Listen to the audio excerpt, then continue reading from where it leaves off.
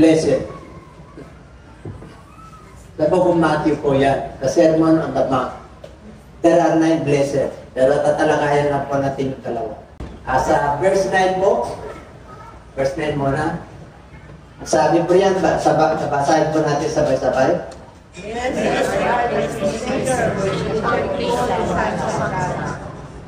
Sabi mo siya katabi, peacemaker ka ba? Yan ang pa ng Diyos. Di ba? Ay ka-troublemaker ka, alam mo na. Kaya sasabihin mo sa'yo katabi, peace be with you. Ako sa verse 10. Blessed are those who are persecuted for righteousness' sake, for theirs is the kingdom of heaven. Kaya kung kayo po ay inuusig alang-alang sa katwiran ng Diyos, sa atin daw yung kaharian ng langit. Grabe at tindi nun. Yung kaharian ng langit na sa'yo. Okay, yung natin yung ating mga ulo. Hallelujah. Blessed be the name. Marami pong salamat, Ama. Thank you, Father, for your presence. Thank you, Father, for your Holy Spirit. Your word, your instruction in your scripture. Hallelujah. First of all, forgive us. Kilala mo po kami. May mga kahinaan po kami. Minsan, may mga naisip po kami na hindi maganda sa aming kapwa. Minsan, yung emotion po namin, nag-retaliate kami kagad, we are impulsive. Give us the spirit of gentleness. Purihin ka na kailang Diyos, because word in Lord. Ikaw po ang maparangalan, anoint your servant of God. Hallelujah, samantala ko ay nakakaral sa mga. Because humble, Lord. Thank you, Lord. And bless each every one of us in Jesus' name. Amen. Amen. Okay? Kayo po yung magkabang.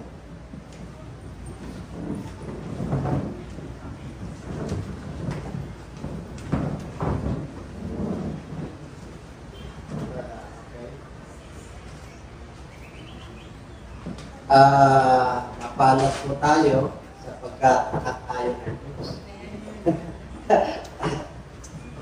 Tinumpan siya ng Diyos, tapos ang lungkot mo, parang wala kang pag-asa. At talag sinasabi ng Diyos, anak kita. Tapos ikaw dapat kumaayaw ka. Okay, yung pagtatalakayan po natin.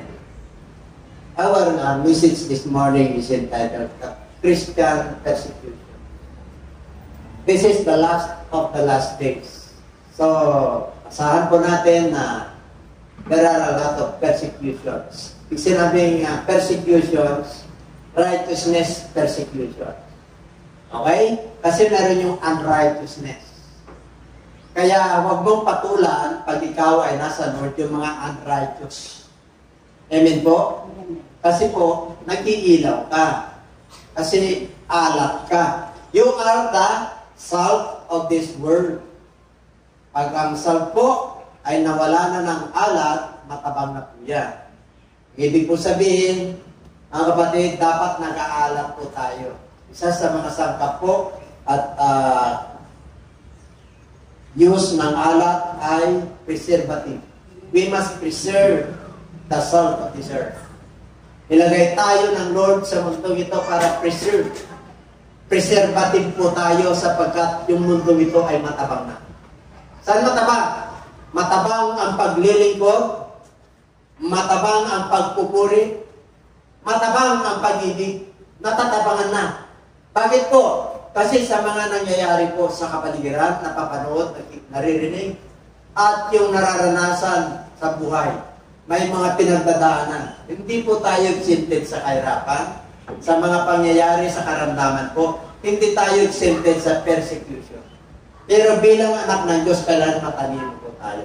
Kasi po, minsan napaghahalo po natin. Kaya hindi po natin naintindihan kung ano yung dumarating sa ating mga buhay. Kaya kailangan magaling tayo mag-identify. Kaya nga anak ka ng Diyos eh. Kasi matalino ka.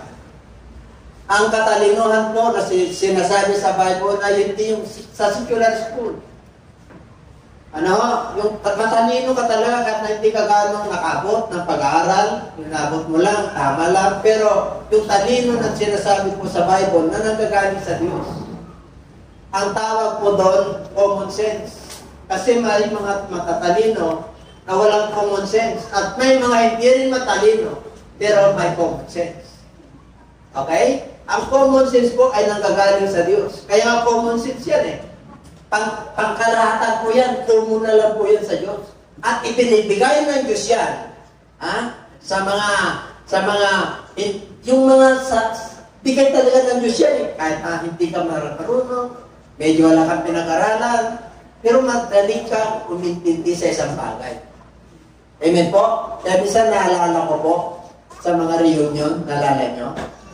Pagka may batch kayo ng elementary, siyempre ang expectation nyo, high school o college, ang expectation po natin, may mga honors, no?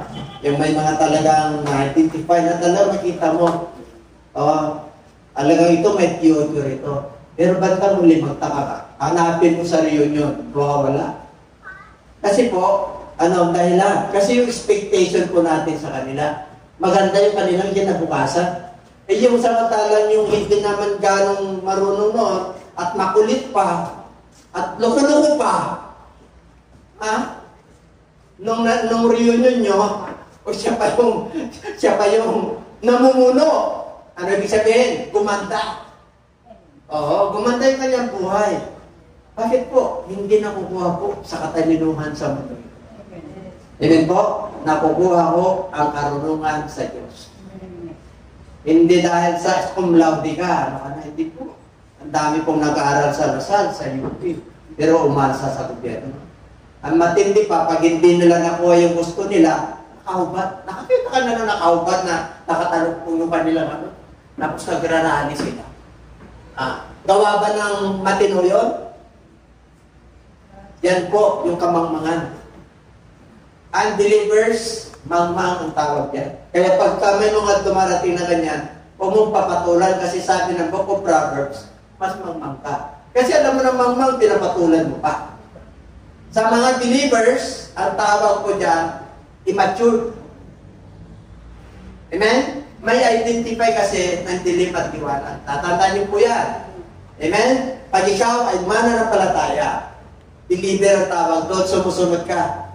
At naniniwala ka, tinatayuan mo yung salita ng Diyos. The instruction of God, you stand.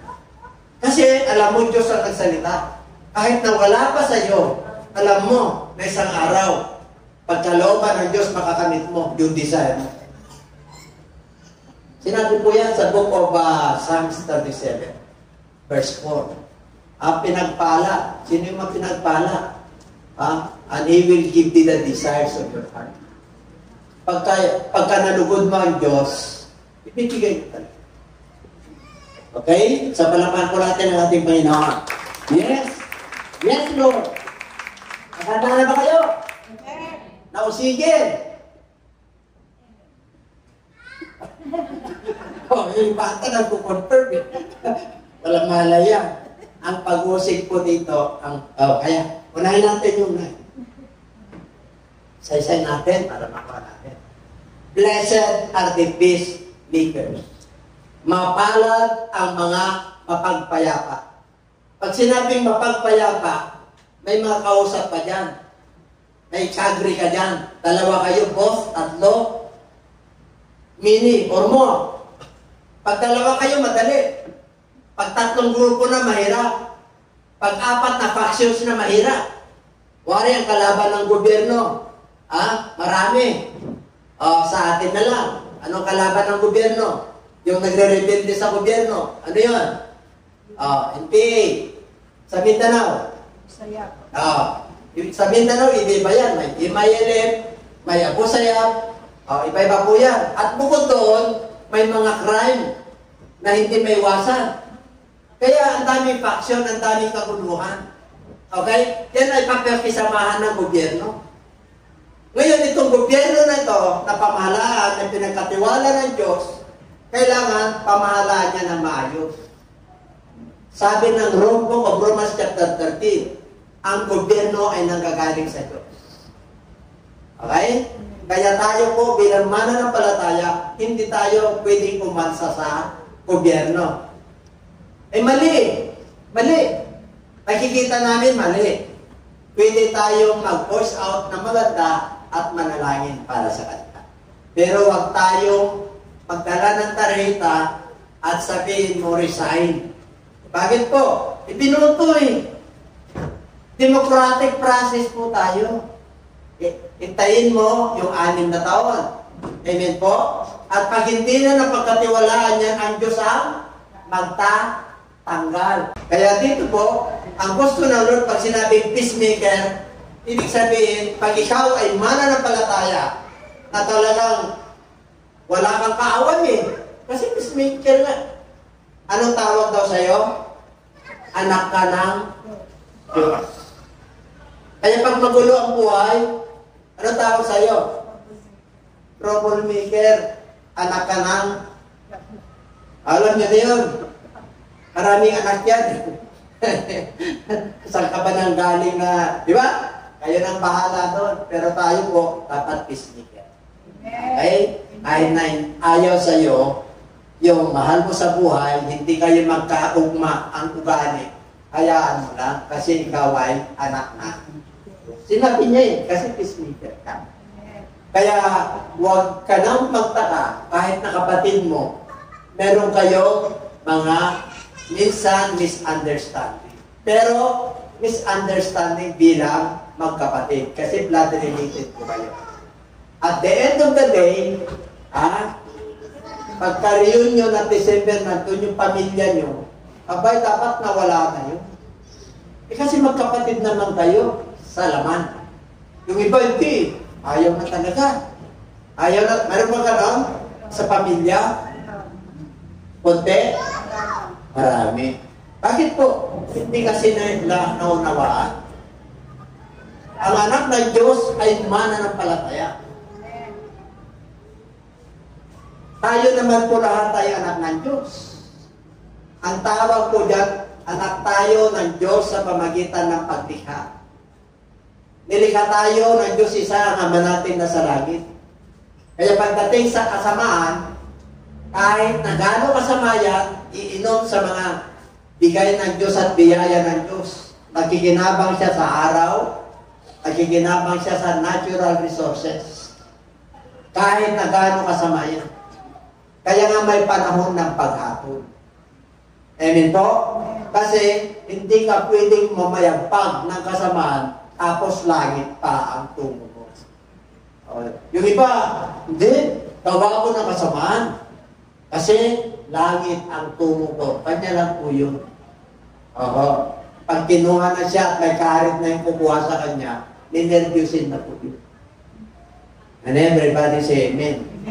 Pag tinawag na siya ng kamataya, bakit tatawag na yan sa Diyos? Panginoon, patawad po. Diba? Hindi ka pwede magmalaki sa Diyos kahit na hindi ka naniniwala sa Kanya. Sapagkat sinabi po ng Panginoon niya, lahat ng may tuhod ay luluhod. Kahit na gaano ka katigas, kahit na atheist ka, hindi ka nananalig dito sa salita ng Diyos. Darating ang panahon, luluhod ka. Bakit po? Sinabi ng Bible, ang lahat ng may tuhod ay luluhod. Paano kung walang tuhod, puto lang pa, wala ka ng pasyalan? At everybody say amen. Ay kung lumuhod naman yung puso niya at saka yung isip niya magpapumpa ka. Yun ay ibig po sabihin ko. Yung ibang piloso po eh. Paano luluhod yun? Bishop. Putol lang pa. Pakialam mo. Buhay nga. Imegi nga yun na buhay, pinutol yung dalawang pa. Yung iba nga eh. Dinaanan lang yung kanyang talampakan, matay na eh. And everybody say amen. Iba ang Diyos natin. Totoo yung Diyos natin, hindi fake. Kaya pag umatol yan, fair and just. Kaya sabi mo siya katabi, anak ka ng Diyos. Kaya pagdating natin sa bahay, kung may hitwa kayo ng konti ng asawa nyo, peace. At tatapos lang ang peacemaker kasi anak tayo ng okay? Sarap ng ganun, ano? Pero mapayapa ka, kahit na matulog ka, kahit nagalit na sa'yo, payapa ka eh. Panalo ka, anak ka ng Diyos eh. Diba? Sabi pa sa'yo, klase kang anak, black sheep ka siguro. Ay, paano ka na? Basta ako, payapa ako sa'yo. Magkipagkapat. At least, bibidyo, uy sis, kapatid. Oh, sinsya ka na gano'n. Dapat marunong tayong humingi ng pasensya. Bakit po? Anak tayo ng Diyos. Nakahanda yung pagpapatawad natin. Bakit? Anak tayo ng Diyos. Kasi wala kang kapayapaan pagka hindi ka nagpapatawad. Kaya pagdating po sa kapayapaan, hindi ganun kadali yan. Kasi ang kapayapaan na righteousness na anak ng Diyos ay hindi nabibili po yan. Hindi po nabibili ng Shumart yan. Na pag nag-aaway kayo, pag nandun ka na, wala na yung ano mo. Hindi, ang tunay na kapayapaan, kahit na hindi ka na pumunta ng Shumart, kahit na wala kang pera, kasi yung prinsipe ng kapayapaan ay nasa atin. Amen. The Prince of Peace ay nasa ating mga. Kaya paano?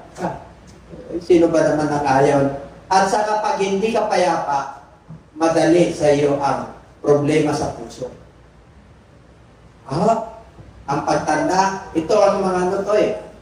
Kaya sabi ng Lord, sino ang makakapatagtag ng buhay sa iyong pagkabalisa? Kasi pag may kaaway ka, siyempre, balisa ka.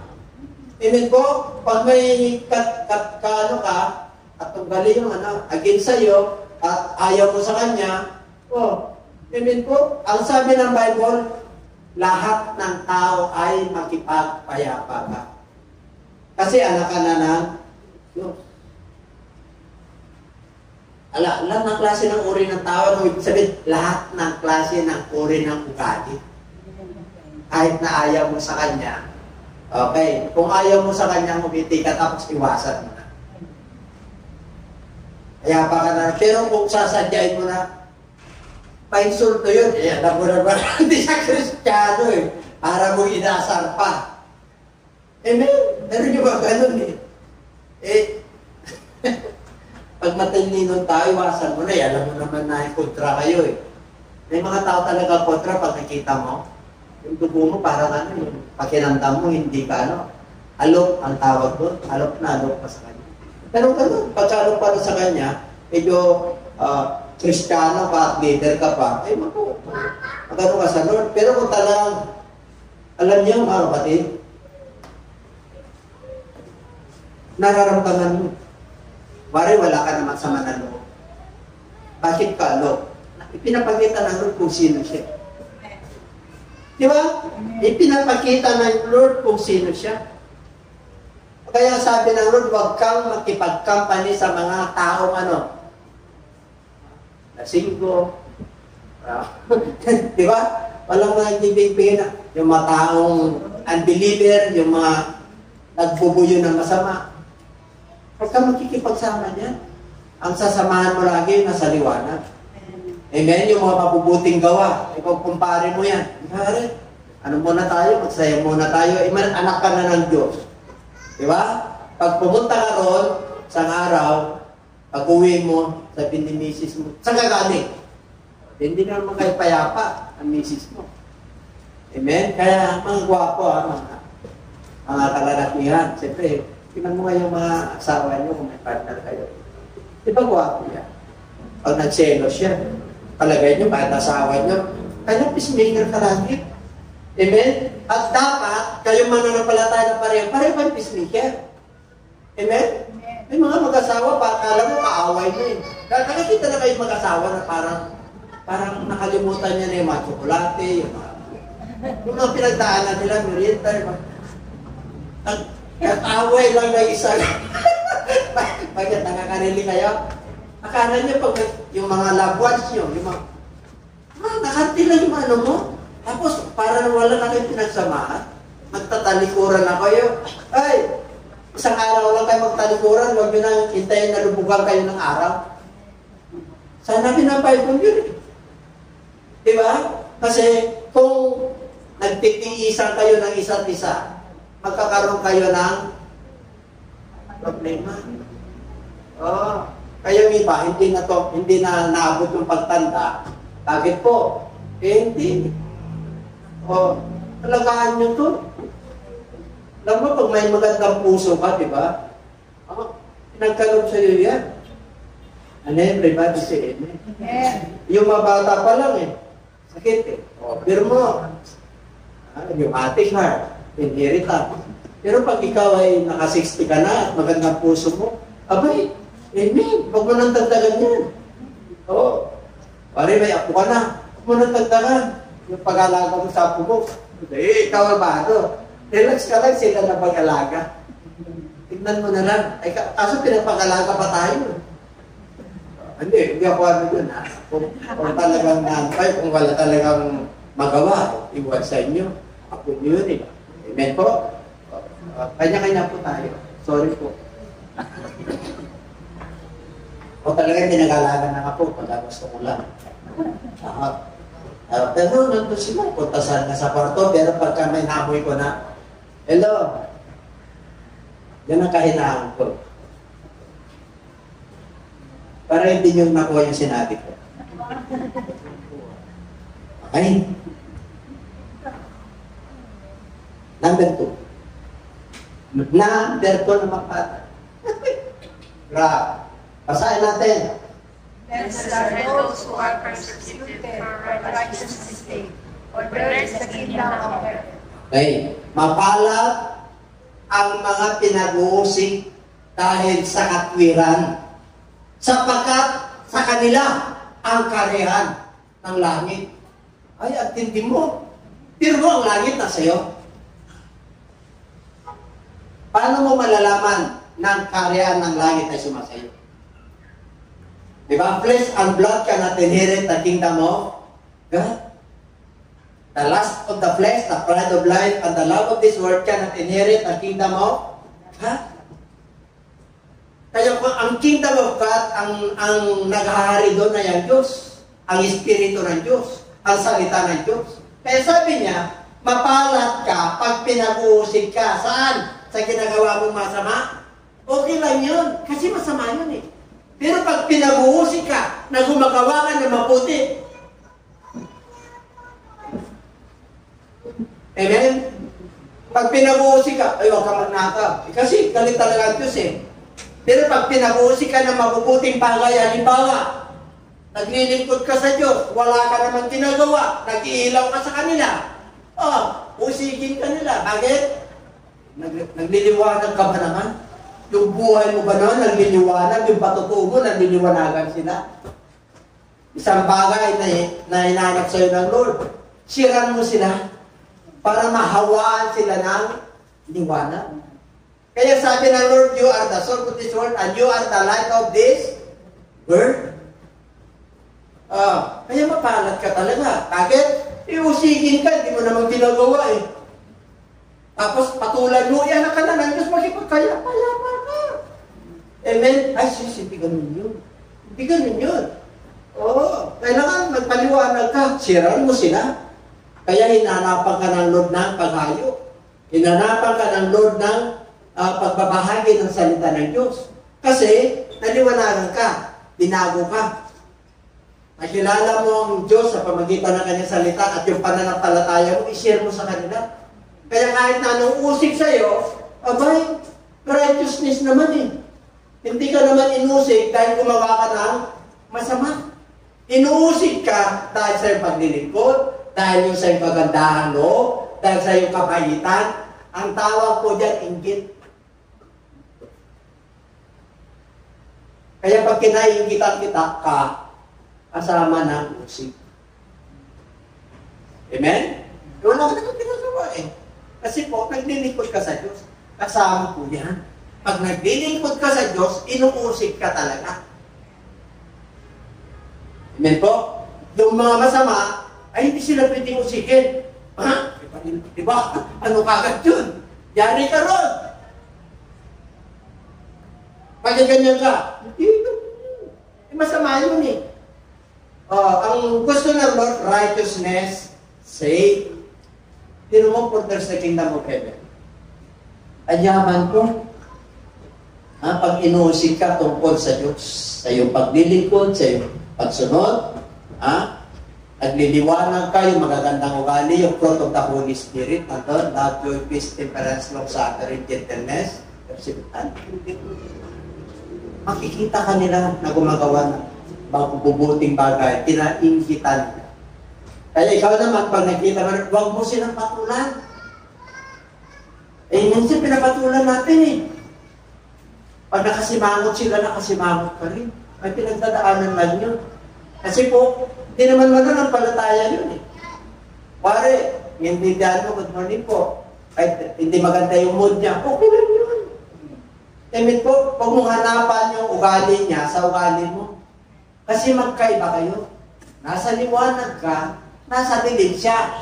Kaya kanya nakikita, kasi gusto niya yung liwanag ng Diyos. Kaya nakikita kanya eh, siran mo siya. Let your light so shine to all men. Yung ugali mo, yung pagkilos mo, yung pagsasalita mo, hindi naman tayo perfect. Pero nung unang pagkakilala sa iyo, ng pagkakilala, kaibigan ka, ang ugali mo nun, old nature. Pero nung ikaw ay naging mananampalataya, unti-unti na tinago tayo ng ating. Kaya natural lang na usigit ka. Amen? Natural lang na inviting ka. Pre, inom tayo. Siyempre, manginginom ko yung dalawa nun eh. Ipinago ka ng Lord. Di ba? Isiran mo siya. Ay kung pareho kayo sa kaliro, aray, punta tayo sa pula sa puti. Huwag kang magalit sa kanya. Kasi binago ka ng Lord. Kapayapaan nga, peacemaker ka. Siran mo siya para magkaroon din siya ng kapayapaan kagaya sa iyo. Matamasa na yung kagandahan mo ng Diyos. Siran mo. Kada siran mo, sige ka, okay lang. At least ang siran mo. Kaya, kung gusto mo na mapasayo yung kaharian ng kalangit, abay, kahit nausigin ka, hallelujah, praise God. Ang tindi pa ng reward mo pag inuksik ka. Gusto yung malaman? Palampakan natin ang ating Panginoon. 11. Okay. Pasa natin. Blessed are you when they revile and persecute you, and say all kinds of evil against you, falsely for my sake. Mapalad ka kung ikaw ay minumura. Mura yan, ha? And persecute you.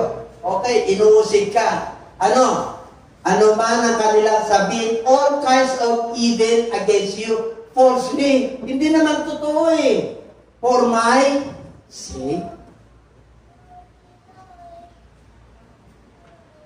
False accusation. Ayaw ng Lord, napatulan mo sila. Bakit? Pinagpala kami.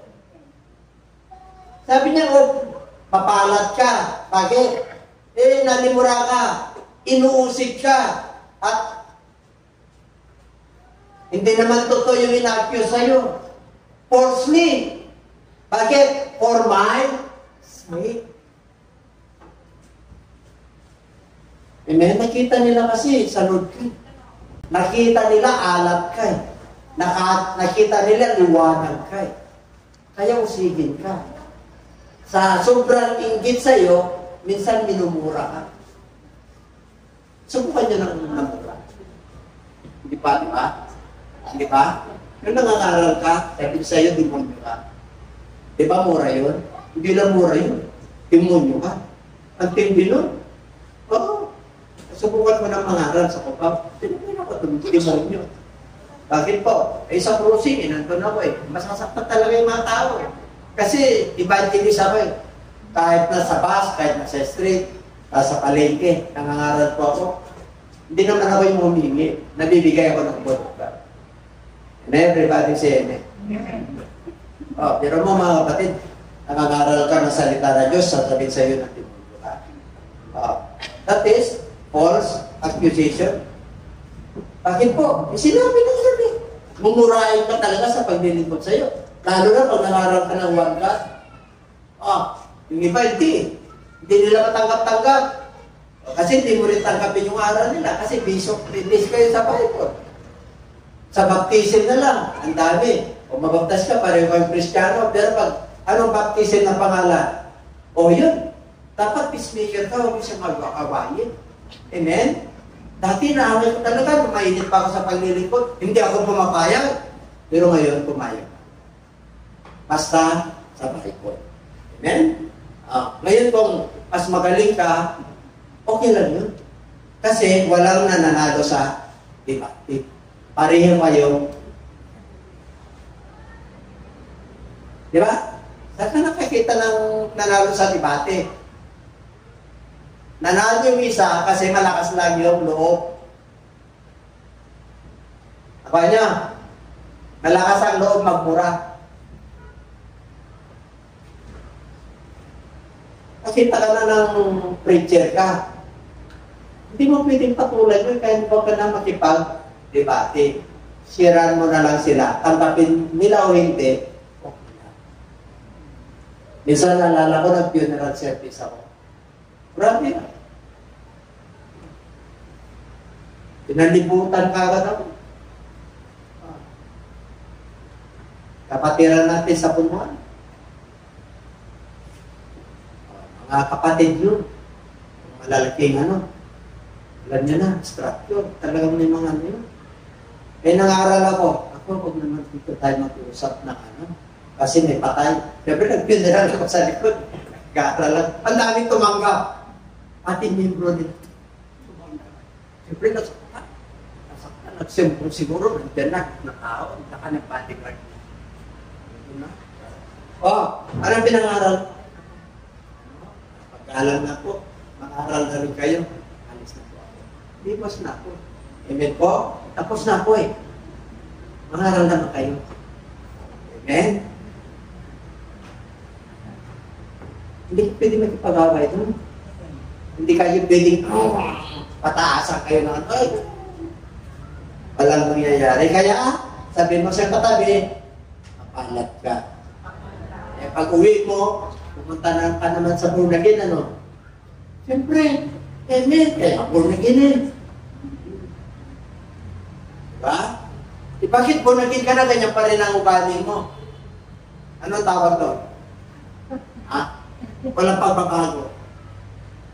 Yung pagkaalat mo matapang na. Check mo na yung espiritu mo. I-check mo na yung sarili mo kung nakatungkong ka pa dito. Amen? Kasi pag pinagpala ang anak ng Diyos ay naiiba. Alam niyo, pag pinagpapala tayo, pag hindi tayo ingat, ang pera ay nakakapag-iba ng ang kapangyarihan ay nakakapag-iba ng ang karir ay nakakapag-iba ng kahit na pinagpala ka na ng Diyos, yung ugali mo, Christian. Amen. Amen? Kahit na mayroon ka ng kotse, dati nakabike ka lang, humbleness. You want to maintain your blessing, you must be humble. Ang mataas ay ibinaba. At ang mababa ay ibinaas. And everybody say, paano mo ma-identify yung humble? Ay wala nakakalam sa sarili mo. Pero nasa Bible, 4 yun. Kahalo. Yung halo. Sabihin eh, ang red nito, di ba? Halo. Siyempre, kung yun na talaga nature niya, mapait naman siya.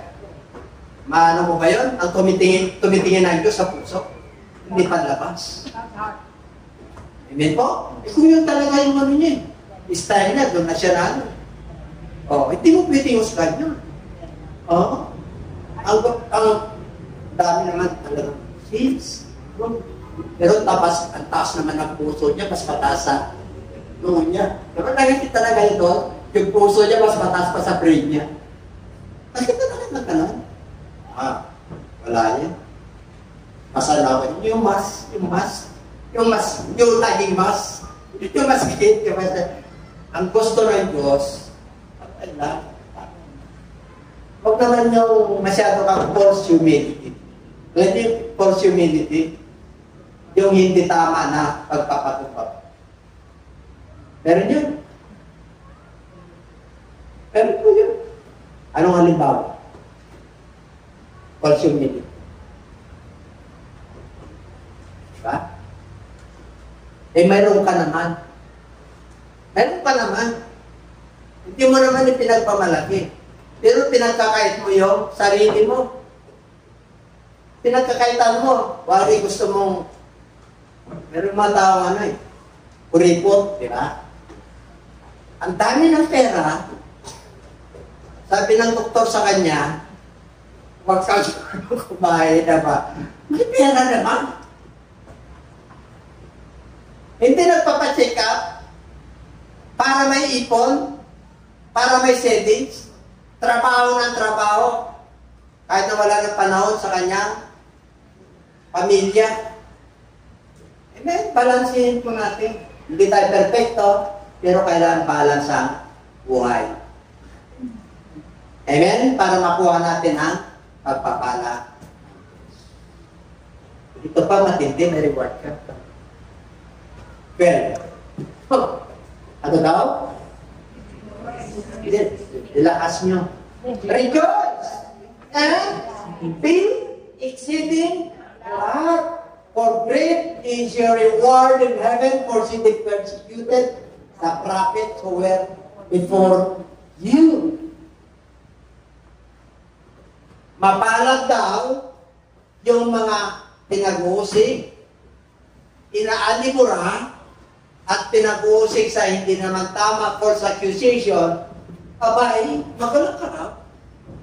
Hindi ka lang magalak, saya ka ng totoo. Bakit po? Kasama mo ang Diyos Kasi kayang-kaya mong tanggapin yung mga usig.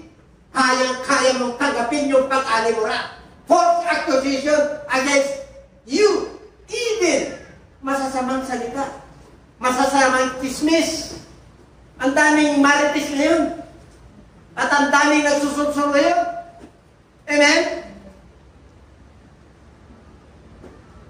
Ang nagsusudsur kapwa mo, kaibigan mo, sarili mo, demonyo, yung aral, yung turo, nakukonfuse na yung tao. Amen po? Tumiro na, nakukonfuse na. Kaya tayo po, mapangat tayo. Alam niyo kung bakit? Nasa katwiran na ng Diyos Kaya ang daming naniligaw Amen po? Kasi po, katwiran nila, hindi katwiran ng kahit na minsan nagtitis ka, basta katwiran ng Diyos, mapapalala ka. Kahit na may pinagdadaanan ka, basta katwiran ng Diyos, nagsasacrifice ka, gaganting pala ka ng Diyos. Amen? Kaya kung dumarating man kayo ng sacrifice, what is sacrifice? What kind of sacrifice? Alam niyo, paglilingkod ay may sacrifice. Sa oras, sa energy, sa resources. There are sacrifices in serving God. Because it's not easy to enter into heaven. Hindi na sana sinabi ng Lord na makipot ang daan. Narrow is the way. Hindi na niya sana sinabi ng Lord na kukunti lang nakapasok at nakakasumpong Lord. Amen? Sana hindi na sinabi ni Lord Jesus Christ na yung nasa kaliwa ay mga kambing at yung mga kanan ay mga pupa. Sana hindi na sinabi ng Lord na yung 10 dalaga, yung 5 ay mangmang at yung 5 ay matalino.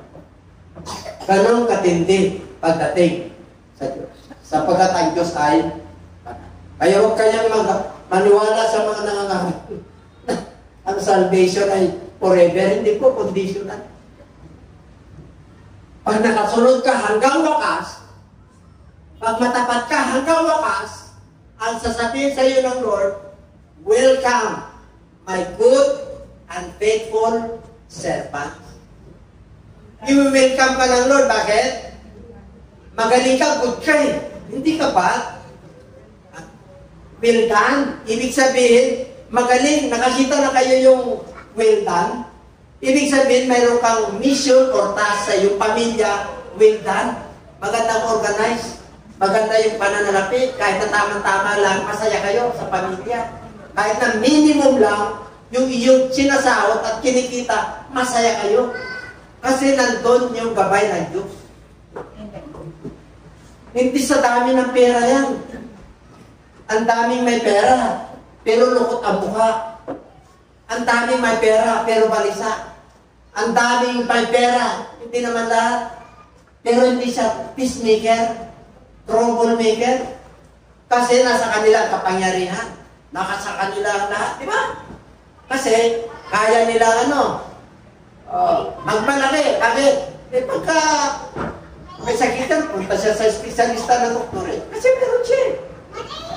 Amen po? Pero yung mga mahirap, ang inasahan na lang nila. Diba? Mahirap ka, salat ka, asahan Diyos. Pero isang araw papagpalain ka ng Diyos. Sumunod ka lang at magpakasipag ka. Humingi ka ng katwiran, wisdom ng Diyos. Kung paano dadagdagan ang ito. Everybody say it. O, sa hirap ng buhay ngayon, kung wala kulog sa'yo, hanggang reklamo ka araw-araw, ay ang hirap ng buhay. Hindi na, ilista mo yun, hindi mo na malista, puno ng kwaderno mo, buhay ka kapit. Meron mo? Yung complain? Pag-gising mo pala, ay ang hirap ng buhay. Dapat pag-gising mo, ay salamat, hindi ako napusulan ng hirap. Diba? Ay salamat, ang kulit na anak ko. Ano gusto niyo, makulit o yung nandun lang sa corner na? Sige. Okay lang, yung mga anak nyo na makukulit, anong sabi ni Jesus Christ? Ang mga bata ay niya tulad sa kaharian ng langit. Nireview pa nga ng mga magulang eh. O, yung mga disciples, huwag yung istorbohin yung master, si Jesus Christ. Kasi pagod kami, nagkalakad kami ng ilang kilometro. Kasi pag naghahayo yan, talagang sunod ang mga tao. O, dinadaanan niya yung mga baryo, yung mga bayan. O, kasi talagang minsan, ang Panginoong Hesus, gusto kang pansinin ng Lord, gusto mo magpapansin sa Diyos. Kaya kanyang pansinin. Paano para gusto mo ang pagpapala ng Diyos? Sabi ko, Matthew, yung 12 taon inagasan. Anong klaseng mayroong pananampalataya siya? Nababalitaan niya si Jesus Christ. Lahat kumagaling. Nagpapalayas ng demonyo. Okay, ang sabi niya, isang araw tataan daw doon ang ating Panginoon. Ano sabi niya sa kanyang sarili? Mahawakan ko lang ang laylayan ng kanyang damit. Ako'y kapalit. Ano sabi ng Bible? Lahat ng kabuhayan niya, nagastos niya na sa kadudukto. 12 taon, ilang taon na nire-regla, walang humpay yun. Pero sakit na yun, na ganun, meron. Yung mayoma, sa mga babae, pag may bukol, dire-diretso yun. Cancer na yun. Yun. Halos lahat, sabi ng Bible kung naubos na yung kanyang resources, kaya ang naiwan sa kanya, yung pananampalataya. Yan lang ang pananampalataya maiwan sa atin. Grabe yun. Ang pananampalataya na hindi nagagaling sa tao. Ang pananampalataya na galing sa salita ng Diyos. Hindi yung pananampalataya na gawa-gawa lang. Hindi. Nananalig ka kasi sinabi ng Diyos yan. Hindi sinabi ng hari. Hindi sinabi ng tao yan. Hindi sinabi ng mayaman at makapangyarihan at matalino. Di po. Ang nagsabi niyan, ang Diyos na lumalang ng langit at lupa. Ang nagsabi niyan, yung ating pinatayuan na salita ng Diyos, Diyos talaga. The Word of God settled from heaven. Ang salita ng Diyos ay nanggaling sa langit. Hindi po nanggaling dito. Kaya, pagka may salita ka ng Diyos, you must read, you must research, you must review, and you must remember, and you must reflect the Word of God. You must meditate His Word day and night. So, iniisip natin, problema natin, day and night. O ayaw ng Lord na nababalisa po tayo. Ayaw na. Kaya sabi niya, meron bang makakatagtag sa'yo? Sa buhay mo? Pag nababalisa ka? Kaya huwag na ka na magtaka. Papabawasan talaga. Huwag ka mabalisa. Sabi mo sa katabi, huwag ka mabalisa. Huwag kang mag-alala bukas, yun ang ibig sabihin. Amen po? Huwag kang mag-alala bukas. Sagot kita. Kasi anak kita eh. Kasi mananampalataya ka eh. Yung mga masasabi na kikinabang sa natural ng tungkol po eh. How much more? You are more valuable than the sparrows, the birds of the air, and the lilies of the valley. You are more valuable than this because I created you in my own image, the image of God. Kaya pinabalyo kita. Kaya pinili kita. Hallelujah! Kaya binigay ko sa iyong instruction ko ang banal na Espiritu para ikaw ay hayag. Mag-iliwanag ka, mag-ilaw ka, mag-alat ka sa mundo ito. Pinili kita. Hindi ikaw ang pumili sa akin. Sa pananampalataya na ito, ang pumili ay ang Diyos. We are a privileged person.